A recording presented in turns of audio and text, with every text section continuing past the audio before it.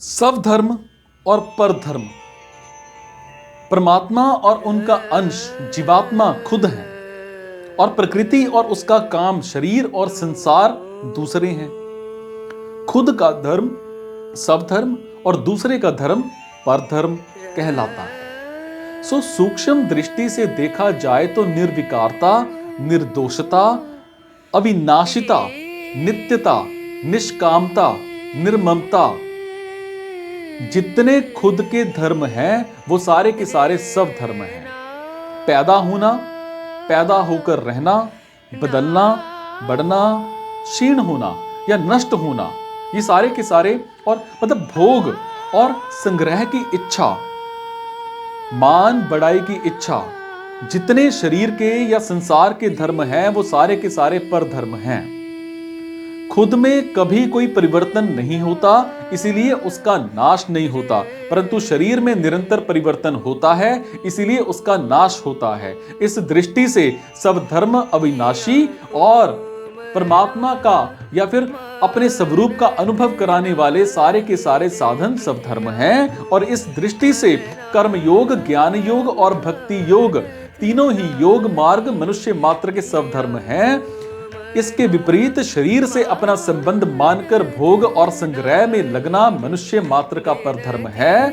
स्थूल, सूक्ष्म और कारण तीनों शरीरों से किए जाने वाले तीर्थ, व्रत, दान, तप, चिंतन, ध्यान, समाधि आदि समस्त शुभ कर्म सकाम भाव से अर्थात अपने लिए करने पर परधर्म हो जाते हैं और निष्काम भाव से अर्थात दूसरों के लिए करने पर सब धर्म हो जाते हैं। कारण कि स्वरूप निष्काम है और सकाम भाव प्रकृति के संबंध से आता है और इसीलिए कामना होने से परधर्म होता है। सब धर्म मुक्त करने वाला और परधर्म बांधने वाला होता है। समझ पा रहे हैं? ये बांधने वाला होता है। मनुष्य का खास काम है परधर्म से विमुख होना और सब धर्म के सम्मुख होना, और ऐसा सिर्फ मनुष्य ही कर सकता है। सब धर्म की सिद्धि के लिए ही मनुष्य शरीर मिला है, पर धर्म तो दूसरी योनियों में और भोग प्रधान स्वर्गादि लोकों में भी है। सब धर्म में मनुष्य मात्र सबल, पात्र और स्वाधीन है और परधर्म में मनुष्य मात्र निर्बल, अपात्र और पराधीन है। और प्रकृति जन्य वस्तु की कामना से अभाव का दुख होता है और वस्तु के मिलने पर उस वस्तु की पराधीनता होती है जो कि परधर्म है।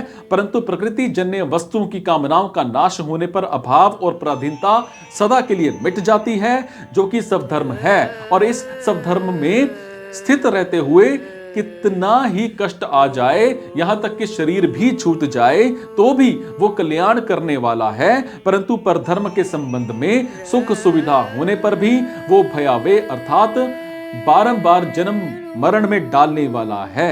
और संसार में जितने भी दुख, जितने भी शोक, चिंता आदि हैं, वो सारे के सारे परधर्म का आश्रय लेने से ही हैं। और परधर्म का आश्रय छोड़कर सब धर्म का आश्रय लेने से सदैव सर्वदा रहने वाले आनंद की प्राप्ति हो जाती है, जो कि खुद एक सिद्ध है। साधक जन्म और कर्म के अनुसार खुद को अर्थात अपने को जो मानता है उसका धर्म, उसका कर्तव्य उसके लिए सब धर्म है, और जो उसके लिए निषिद्ध है वो परम धर्म है। जैसे साधक अपने को किसी वर्ण और आश्रम का मानता है तो उस वर्ण और आश्रम का धर्म उसके लिए सब धर्म है। वो अपने को विद्यार्थी या अध्यापक मानता है तो पढ़ना या पढ़ाना उसके लिए सब धर्म है। वो अपने को सेवक, अपने को जिज्ञासु या भक्त मानता है तो सेवा, जिज्ञासा या भक्ति उसके लिए सब धर्म है। और जिसमें दूसरे के